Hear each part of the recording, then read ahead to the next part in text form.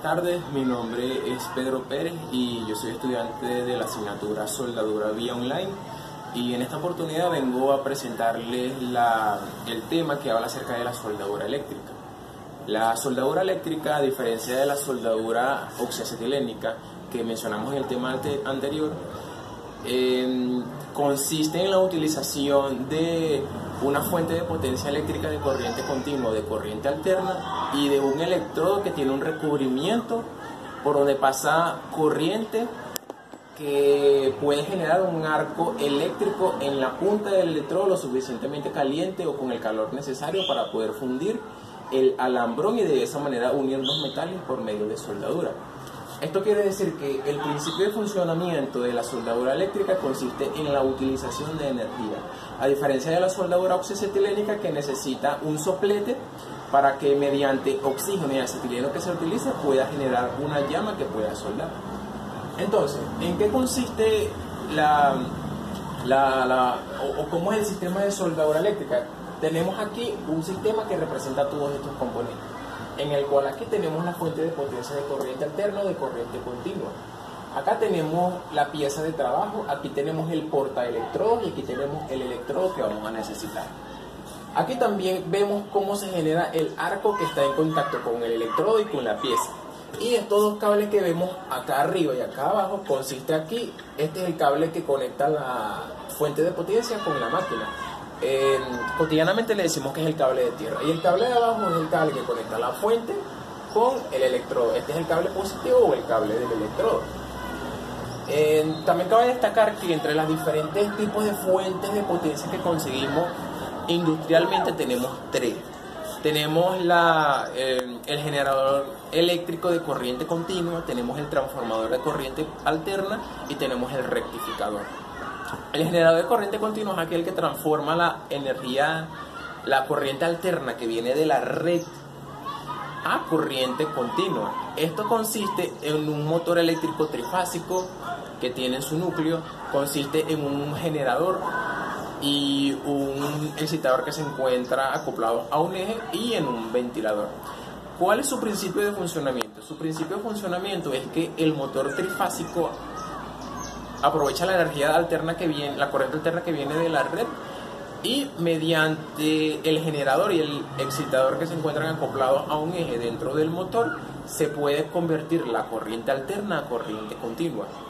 Ahora también cabe destacar que entre las ventajas y desventajas que tiene esta fuente de podemos decir que se puede utilizar en lugares que estén confinados, esta máquina se puede utilizar en lugares que estén muy humectados y se puede utilizar en lugares que sean muy calientes.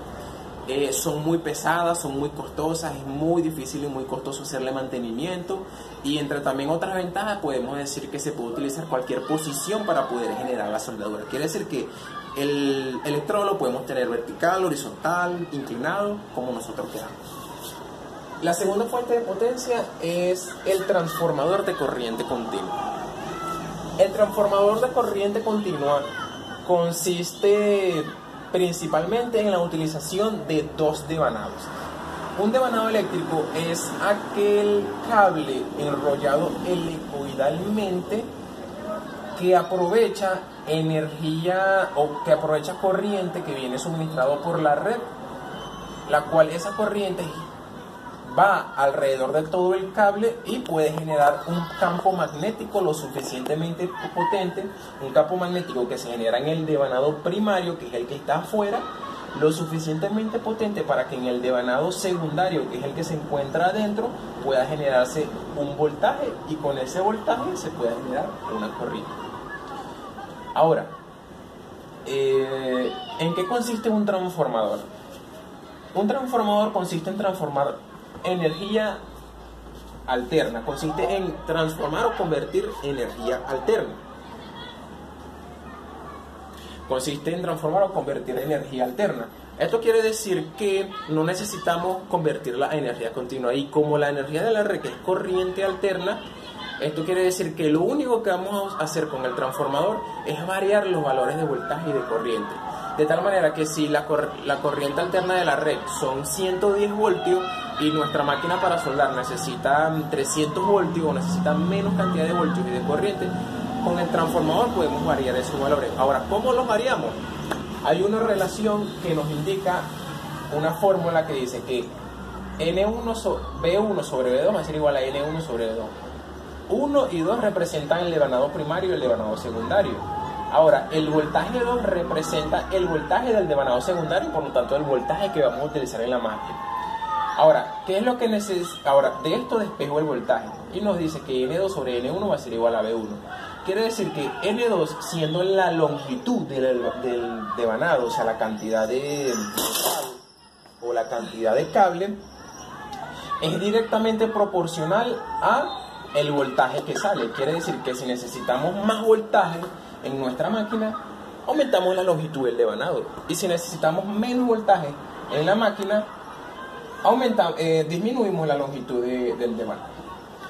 Entre las ventajas y las desventajas que tienen los transformadores es que estos son muy económicos, son los más utilizados a nivel industrial, son fáciles de hacer mantenimiento, no se pueden utilizar en lugares que estén confinados, lugares que estén muy humectados y lugares que estén muy calientes. Sufren la desventaja de que no se puede utilizar cualquier posición de soldadura y bueno, cabe destacar que son los que más se utilizan. Por último, tenemos los rectificadores. Los rectificadores son aquellos que transforman la energía alterna en energía continua. Estos se encuentran en la mayoría de los casos dentro de los alternadores. Ahora, también tenemos el electrodo.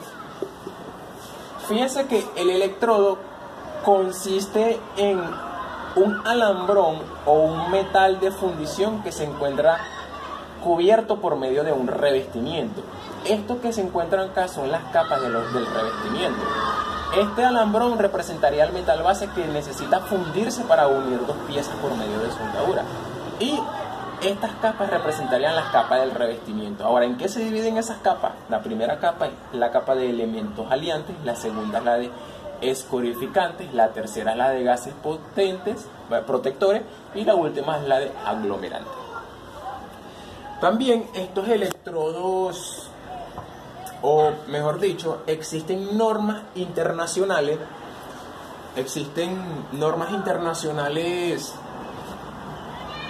y también normas nacionales que estandarizan los electrodos por medio de una simbología. Entre las normas venezolanas que podemos tener para poder estandarizar esta simbología tenemos estas tres principales: la norma AWS, la norma Norben y la norma DIN. Pero la más utilizada es la norma AWS, que utiliza mayormente este tipo de electrodo, el electrodo E63, que lo conseguimos en cualquier ferretería. Ahora, ¿qué representa esta simbología? Esta simbología es la que tenemos acá, donde la E va a representar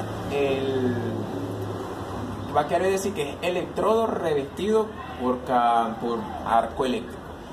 Las primeras 2X o las primeras 3X representan la resistencia a la atracción que tenga el electrodo y su unidad es PSI, quiere decir que es una unidad de presión. La penúltima X representa la posición del electrodo y la última X representa el tipo de revestimiento. En conclusión, el electrodo E6013 que más utilizamos quiere decir que los primeros dos dígitos representan 60. Esos 60 quiere decir que son 60.000 PSI, una medida de presión. El 1 representa la posición 1 del electrodo. Quiere decir que el 1 representa que se puede utilizar el electrodo en todas las posiciones, horizontal, vertical, inclinado, como queramos. Y el 3 quiere decir que es el revestimiento número 3. Con eso podemos explicar cómo funcionan... podemos explicar cómo funciona la soldadura eléctrica con la utilización de una fuente de potencia y de un electrodo. Muchas gracias por su atención. Esta ha sido toda mi presentación. Hasta la próxima.